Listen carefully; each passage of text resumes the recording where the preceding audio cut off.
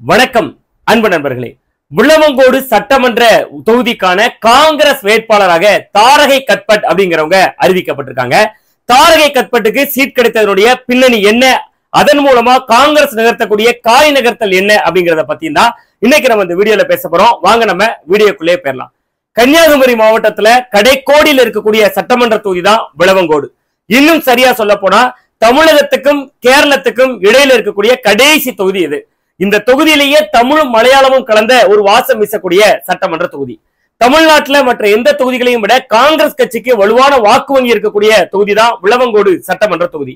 அதனாலதான் இந்த தொகுதியில தொடர்ந்து 3 முறையாக காங்கிரஸ் கட்சியினுடைய விஜயதரணி வெற்றி பெற்றிருந்தாங்க, ஹாட்ரிக் வெற்றி பெற்றிருந்தாங்க. அது மட்டும் இல்லாம விஜயதரணி தொடர்ந்து தனக்கு நாடாளுமன்ற தேர்தலில் போட்டியிறதுக்கான ஒரு வாய்ப்பு கொடுக்கணும் அப்படின்னு கோரிக்கை வச்சிருந்தாங்க. ஆனா அதை காங்கிரஸ் முகாம் கண்டுக்கல. இதனால அவங்க கட்சி மாறினாங்க, பாஜக பக்கம் நகர்ந்தாங்க, தொடர்ந்து தன்னுடைய எம்எல்ஏ பதவியும் ராஜினாமா பண்ணாங்க. அதனுடைய எதிரொலியா இந்த தொகுதி காலியானதா அறிவிக்கப்பட்டது. ஒரு இடைத்தேர்தலும் அறிவிக்கப்பட்டுச்சு. இந்த இடைத்தேர்தலை பொறுத்தவரை அஇஅதிமுக சார்பில் வேட்பாளரா ராணி அப்படின்னு சொல்றவங்க அறிவிக்கப்பட்டிருந்தாங்க. அதே மாதிரி பாஜக நந்தினி அப்படின்னு சொல்லக்கூடியவங்க வேட்பாளரா அறிவிக்கப்பட்டிருந்தாங்க. இந்த ராணி அப்படிங்கக்கூடிய வேட்பாளர் கிறிஸ்தவ நாடார் சமூகத்தை சேர்ந்தவங்க, அதிமுக அறிவிச்சிருக்கக்கூடியவங்க. அதே மாதிரி பாத்தீங்கன்னா இன்னொரு பக்கத்துல பாஜக அறிவித்திருக்கக்கூடிய நந்தினி நாயர் சமூகத்தை சேர்ந்தவர், இந்து மதத்தை சேர்ந்தவர். இப்படியான வேட்பாளர்கள் ஏற்கனவே அறிவிக்கப்பட்டிருக்கக்கூடிய நிலையில காங்கிரஸ் கட்சி வலுவாக இருக்கக்கூடிய தொகுதி அப்படிங்கிறதுனால காங்கிரஸ் கட்சி இங்க யார வேட்பாளரா விட போகுது அப்படின்னு பெரிய குழப்பங்களும் சந்தேகங்களும் நீடிச்ச வண்ணமே இருந்துச்சு. சற்றேறக்குறைய 104 பேர் எனக்கு சீட்டு தாங்கன்னு சொல்லி விண்ணப்பிச்சிருந்தாங்க. ஏன்னா போட்டியிட்டாலே ஜெயிச்சிடலாம் அப்படிங்கக்கூடிய அளவுக்கு விளவங்கோடு சட்டமன்ற தொகுதியில காங்கிரசுக்கு வலுவான வாக்கு வங்கி இருக்கு. இங்க கடந்து முடிந்த 15 சட்டமன்ற தேர்தல் முடிவுகளை நம்ம எடுத்து பார்த்தா கூட 10 தேர்தல்கள்ல காங்கிரஸ் கட்சியும் 5 தேர்தல்கள்ல மார்க்சிஸ்ட் கம்யூனிஸ்ட் கட்சியும் வெற்றி பெற்றிருக்காங்க. இப்ப அந்த 2 கட்சிகளுமே ஒரே கூட்டணிக்குள்ள இருக்கிறதுனால இந்த தொகுதியில நின்னாலே வெற்றி அப்படிங்கறதா காங்கிரசினுடைய பார்வை. இப்படிப்பட்ட நேரத்துல இன்றைக்கு வேட்பாளரா தாரகை கத்பட் அப்படிங்கிறவங்கள அறிவிச்சிருக்காங்க. இந்த தாரகை கத்பட் யாரு அப்படின்னு பாத்தீங்கன்னா மீனவர் சமூகத்தை சேர்ந்தவர். இன்னும் சொல்ல போனா காமராஜர் அவர்களுடைய அமைச்சரவையில, அதாவது 2வது அமைச்சரவையில லூர்தம்மாள் சைமன் அப்படின்னு சொல்லக்கூடிய ஒரு பெண் அமைச்சர் இருந்தாங்க. அவங்கதான் தமிழக அமைச்சரவையினுடைய 2வது பெண் அமைச்சர். அந்த லூர்தம்மாள் சைமன் அவர்களுடைய ஒரு உறவுக்கார பெண்ணாதான் இருக்காங்க தாரகை கத்பட். கட்சிக்காக ஏராளமான செலவு பண்ணியிருக்காங்க. மேற்கு மாவட்டத்தினுடைய தலைவராகவும் ஒரு காலகட்டம் வரைக்கும் இருந்தாங்க.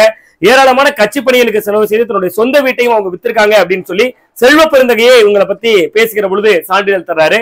இதுக்கு பின்னாடி காங்கிரஸ் முகாம் ஒரு மிகப்பெரிய ஸ்கெட்ச் போட்டிருக்காங்க. அதாவது என்னன்னா, கன்னியாகுமரி நாடாளுமன்ற தொகுதிக்குட்பட்ட பகுதிகளில் 2.25 லட்சம் மீனவர் வாக்குகள் இருக்கு. இந்த மீனவர் வாக்குகள் எல்லாம் வழக்கமாவே காங்கிரஸ் திமுக கூட்டணி பக்கம் தான் போட்டுக்கிட்டு இருந்தாங்க.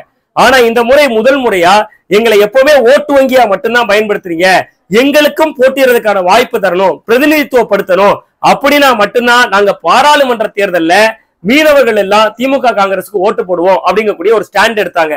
அது மட்டும் இல்லாம இந்த கேப்பை பயன்படுத்தி தான் அஇஅதிமுக சார்பில் ஒரு மீனவர் வேட்பாளர் களத்தில் இறக்கப்பட்டார், முன்னிலைப்படுத்தப்பட்டார். மீனவர் வாக்கள் 2.25 லட்சம் வாக்கள் இருக்கு அப்படிங்கறத மையப்படுத்தி அதிமுக சார்பில் மீனவர் வாக்களும் கிடைக்கும், அது போக அதிமுகவினரும் போடுவாங்க, நடுநிலையான வாக்காளர்களையும் வாக்கு வாங்க வைத்து ஒரு மும்முனை போட்டியை ஏற்படுத்தலாம் அப்படின்னு சொல்லி அஇஅதிமுக சார்பில் ஒரு மீனவர் சமூகத்தை சேர்ந்தவருக்கு வாய்ப்பு வழங்கப்பட்டுச்சு. சோ மீனவர்களுடைய பார்வை இந்த முறை முதல் முறையா திமுக காங்கிரஸ் கூட்டணிக்கு வெளியில அஇஅதிமுக முன்னிலைப்படுத்தக்கூடிய ஒரு மீனவர் சமூகத்தை சேர்ந்த பசலியார் நசரத் என்பவங்களை நோக்கியும் திரும்பி இருந்துச்சு. இப்படியான சூழலை நல்ல ஆழமா உள்வாங்கி இருக்கக்கூடிய காங்கிரஸ் கட்சி இந்த முறை நம்ம மீனவர் சமூகத்துக்கு வாய்ப்பு கொடுக்காட்டா காங்கிரஸ் கட்சியினுடைய ஓட்டு வங்கிக்கு அது பதம் பாத்துரும் அப்படிங்கக்கூடிய ஒரு பயத்துக்குள்ளேயும் வந்திருந்தாங்க. அதனுடைய எதிரொலியாதான் என்ன பண்றாங்கன்னா, விளவங்கோடு சட்டமன்ற தொகுதிக்குள்ள மீனவர் சமூகத்தை சேர்ந்த தாரகை கத்பட்டுக்கு வாய்ப்பு கொடுக்கப்பட்டிருக்கு. இதன் மூலமா அஇஅதிமுகவினுடைய மீனவர் வேட்பாளர் தன்னுடைய சமூக வாக்குகளை அவர் பக்கம் திருப்புறதுக்கான முயற்சிக்கு ஒரு முற்றுப்புள்ளி வைக்கிறதுக்கு முயற்சி பண்ணிருக்காங்க. அது முற்றுப்புள்ளியா அமைய போகுதா அல்லது அதையும் தாண்டி அஇஅதிமுக மீனவர் சமூக வாக்களை எடுக்க போகுதாங்கிறதெல்லாம் காலம் தீர்மானிக்கும், மக்கள் தீர்மானிப்பார்கள். இன்னும் நாட்கள் இருக்கு, 2 வாரம் இருக்கு. அந்த பிரச்சாரத்தினுடைய போக்குல தான் நம்ம அது குறித்த முடிவுக்கு வர முடியும். மற்றபடி இந்த விளவங்கோடு சட்டமன்ற தொகுதியை பொறுத்தவரை மீனவர் சமூக வாக்கள் என்பது 2% தான் இருக்கு. அப்ப 2% மட்டுமே இருக்கக்கூடிய ஒரு சமூகத்துக்கு எப்படி காங்கிரஸ் வாய்ப்பு கொடுத்தாங்க அப்படிங்கிறதுக்கு பின்னாடி பாராளுமன்ற தேர்தல்ல மொத்தமா இந்த தொகுதியை கைவசப்படுத்தணும்னு சொன்னா மீனவர்களிடம் ஒரு நல்ல பெயரை வாங்க வேண்டும், மீனவர்கள் கிட்ட ஒரு அவங்களுக்காக நாங்க இருக்கோம் அப்படிங்கக்கூடிய ஒரு எண்ணத்தை உருவாக்கணும். சோ அவங்களை ஒரு மக்கள் பிரதிநிதித்துவ பதவிக்குள்ள கொண்டு போகணும் அப்படிங்கக்கூடிய ஒரு காய் நகர்த்தலாகதான் காங்கிரஸ் தாரகை கத்பட் அவர்களுக்கு இந்த வாய்ப்பை வழங்கி இருக்கிறதா நாமும் புரிந்து கொள்ள வேண்டியிருக்கிறது. மீண்டும் ஒரு நல்ல அரசியல் அப்டேட்டோடு உங்களை சந்திக்கின்றேன். நான் உங்கள் சுவாமிநாதன், ஊடகவியலாளர்.